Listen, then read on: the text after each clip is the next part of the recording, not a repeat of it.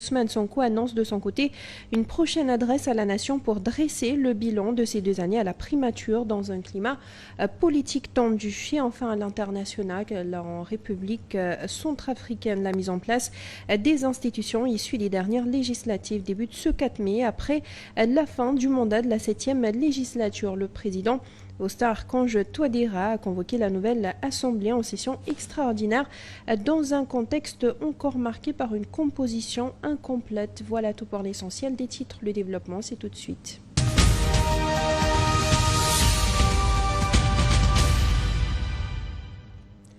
Souvent critiquée donc pour son manque d'ancrage supposé, la coalition Diomaye président prépare une démonstration de force le 9 mai prochain au niveau de Mbour. Bassirou Diomaye Faye, dont le fief est concerné par cet événement stratégique, voit ainsi sa coalition tenter de répondre aux critiques en misant sur une forte mobilisation. En prélude à cet événement, le comité d'organisation était d'ailleurs face à la presse ce lundi en matinée.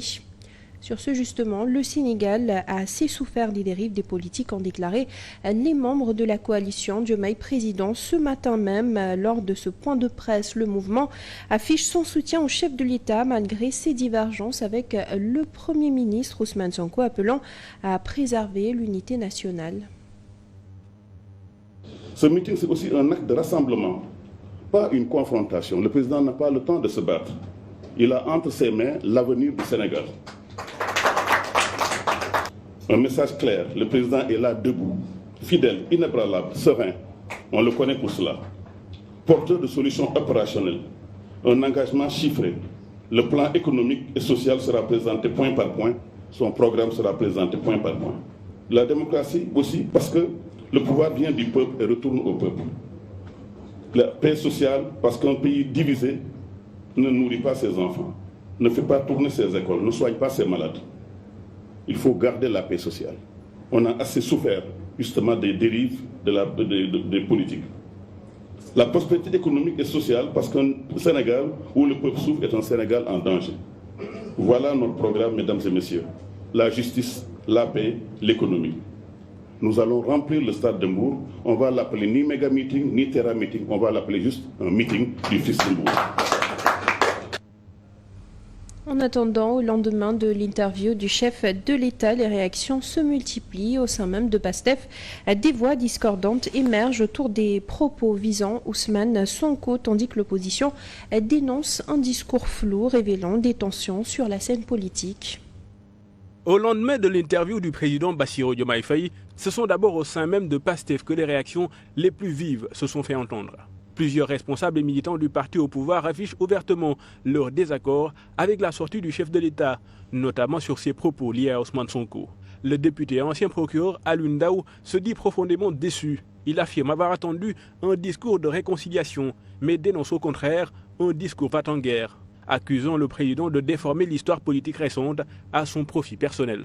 Une ligne également défendue par Abbas Fall, maire de Dakar, qui insiste sur le rôle central du leader du parti. Selon lui, si le projet est incarné, alors il s'appelle Ousmane Sonko, rappelant le poids politique de celui qui reste une figure incontournable de la majorité. Dans la même dynamique, la députée et militante Fatou Cissé Goudiaby adopte un ton encore plus frontal.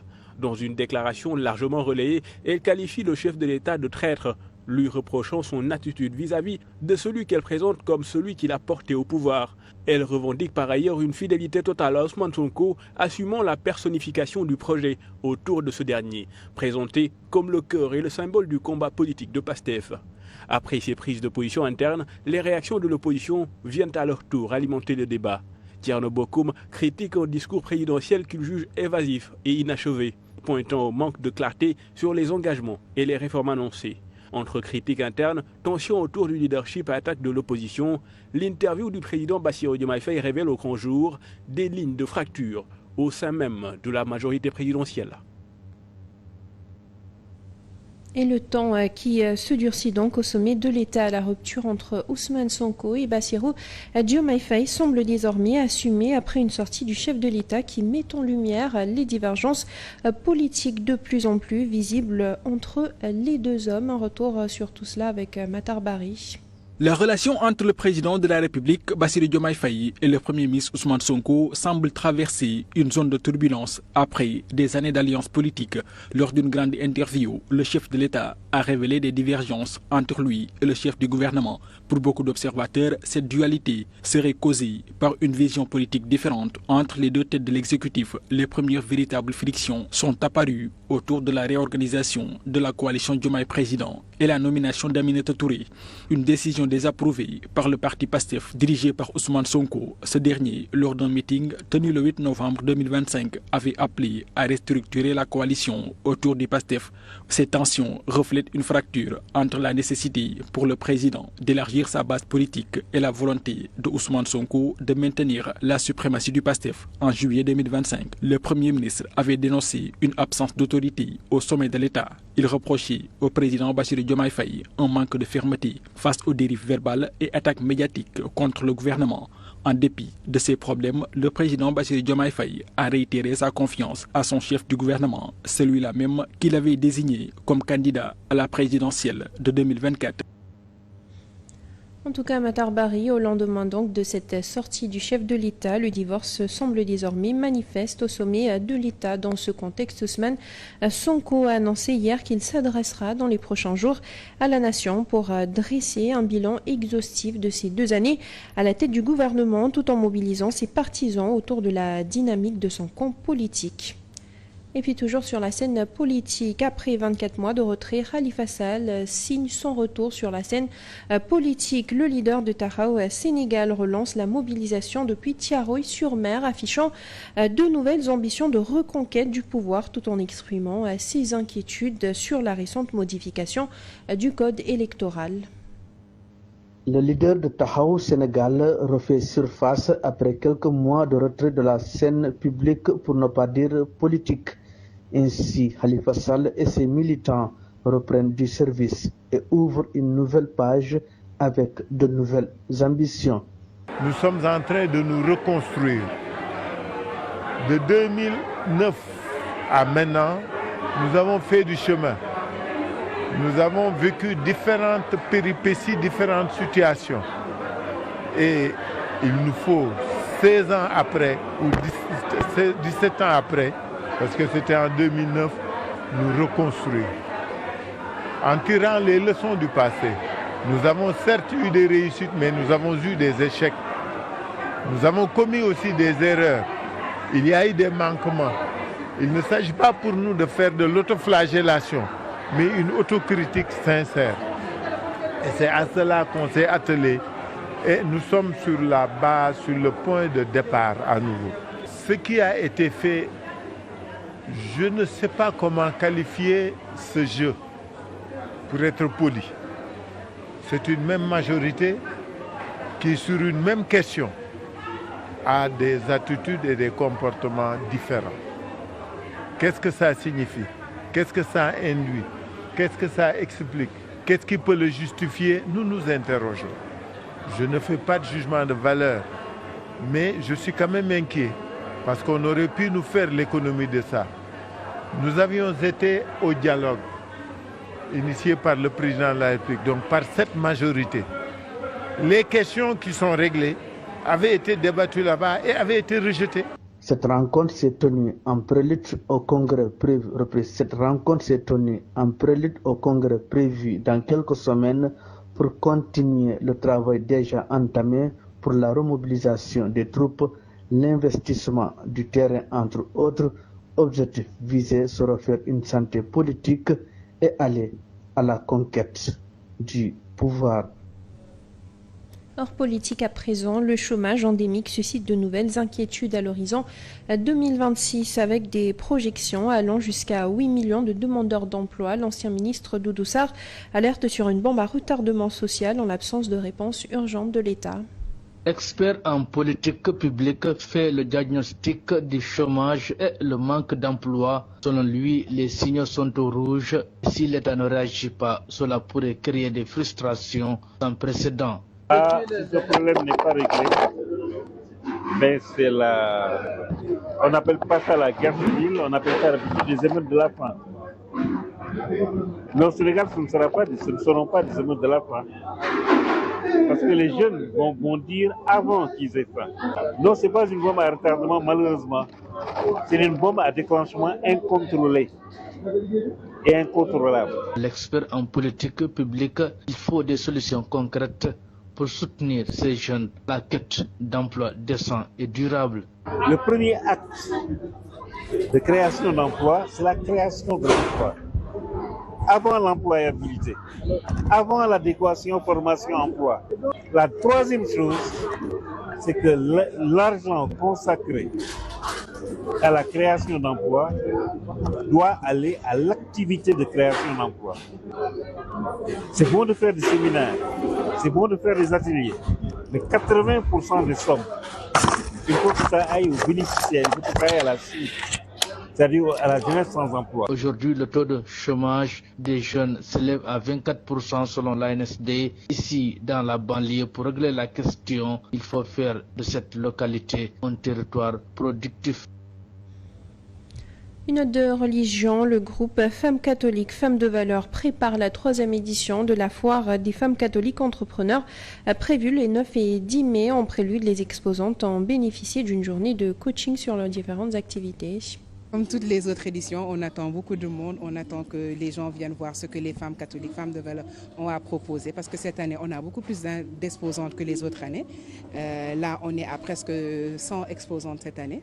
Donc on attend, on veut recevoir un très très grand public, on attend tout le monde et on invite tout le monde. Connecter le talent aux opportunités économiques. Donc le thème de cette année, c'est une continuité par rapport aux autres thèmes. Si on fait enracinement et là on est vers l'ouverture. Les 2 premières éditions, j'avais des poupées noires et cette année j'aurai des abat-jours et tout plein d'autres fabrications, de belles surprises entièrement faites à la main. J'attends plus de participants, j'attends les médias. J'attends de nouveaux visiteurs parce que c'est grâce à nos visiteurs que nous avons de l'inspiration pour changer de produits et faire évoluer nos catalogues année après année.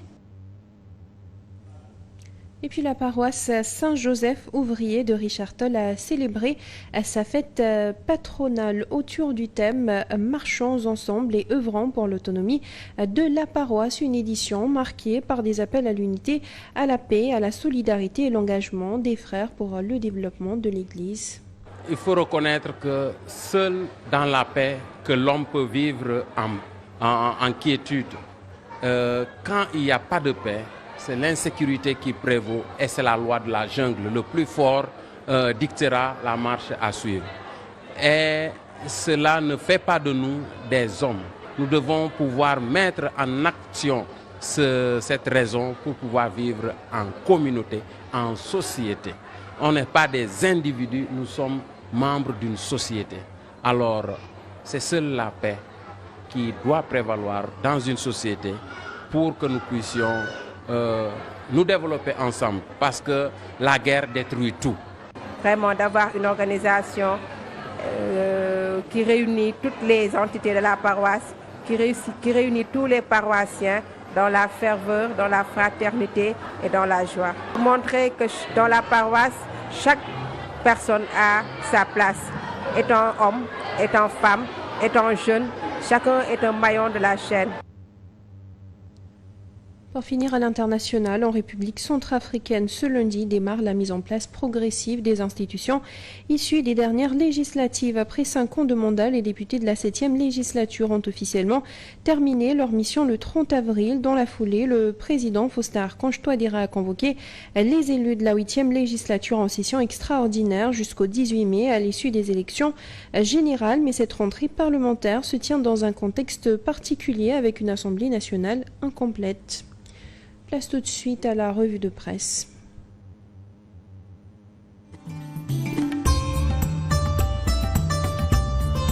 Bonjour, nous sommes les journaux qui sont revenus sur l'entretien que le président Bassirou Diomaye Faye a accordé à 3 chaînes de télévision. Le journal Le Soleil souligne que samedi, face à la presse nationale, le chef de l'État Bassirou Diomaye Faye, sans langue de bois, a abordé plusieurs questions de l'heure sur les sujets se rapportant à l'économie, la justice, la politique, le dialogue, le PASTEF, la diplomatie, son rapport avec le pouvoir. Diomaye clarifie et rassure selon le journal Le Soleil. Il a déployé par ailleurs la personnification outrancière du projet, soulignant que le Sénégal n'a besoin d'un messie ni d'un héros, mais d'une masse critique des citoyens ayant le courage courage d'agir, selon toujours Le Soleil. Sud Quotidien aussi relève que le président Diomaye a passé en revue sans détour ni langue de bois plusieurs dossiers sensibles, maintien des fonds politiques, des accords avec la majorité parlementaire sur la réforme du code électoral, relation avec Ousmane Sonko. Bassirou Diomaye Faye proclame son indépendance, selon Le Quotidien qui indique que Diomaye a répondu à une question sur la relation avec son premier ministre avec une sobriété qui n'avait plus rien de la chaleur fraternelle des premières déclarations, en laissant entendre que le jour où Ousmane Sonko n'aura plus sa confiance, il nommera un autre premier ministre. Diomaye n'a pas menacé, estime le journal. Sur le quotidien, Pastef, Sonko, Macky, FMI, entre autres, Diomaye met les points sur les i. Critiqué, vilipendé, le président Diomaye, qui se réclame toujours de Pastef, est en train de mûrir son plan. Il est passé à l'offensive contre la personnification du parti, l'absence de démocratie et le titre pompeux de guide de la révolution donné à Sonko selon Walf. Pour la Diomaye s'émancipe de Sonko en déclarant qu'il a bâti le parti Pastef de sa main. Sur le journal L'Info, le chef de l'État passe à l'offensive pour imposer son autorité et confiner Sonko au poids de son décret. L'observateur note que dans une sortie maîtrisée, Diomaye a levé le voile sur les factures au sommet de l'État, ajoutant que derrière la sérénité affichée, une recomposition politique semble déjà en marche. Selon Abdourahmane Diouf, il ne peut y avoir de dualité ni de cohabitation douce et rude. La tribune indique que Diomaye affirme son autorité. Il déplore par ailleurs le mauvais chemin emprunté par le parti Pastef. En accord, le journal Enquête, Diomaye sans concession. Ce parti, dit-il, je l'ai bâti de mes mains en toute humilité avec les patriotes. Source A indique que Diomaye vote contre Macky, libère la justice et classe Sonko et Pastef. Selon lui, il n'interfère pas dans le fonctionnement de la justice. Selon Vox Populi, c'est la grande offensive du Diomaye. Dit-il, on a des divergences, mais il ne peut y avoir de crise insonnelle. Dans les Échos, ce sont les lieutenants de Sonko qui montent au créneau. Selon Birame Souleye Diop, personne n'est plus digne que d'autres dans ce parti. Bonne lecture.